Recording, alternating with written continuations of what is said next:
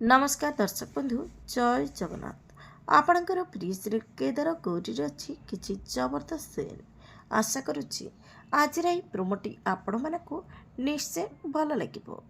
दर्शक बंधु गौरी लिप्सा को कह सत सत कह तमें एठिकी कहीं आसीच तुमको निश्चय विड़ा एठिकी पाठ पढ़ाई डकई तार प्रतिशोध नेबाई तमें एठिकी आसीच। गौरीर एक कथा शुणी लिप्सा कांदुथिबो एपटे केदार नना को कहथिबो कारण सी जानिछि दिव्या मो आउ गौरीर निज झियो बोली।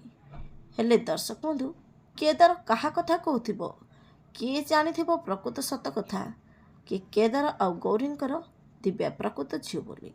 आपण मानकु आजिर प्रोमो देखि केमिति लागला कमेंट माध्यम जणातु। आसंता काली राति 8:30 देखंतु आपणकर प्रिय सीरियल केदार गौरी।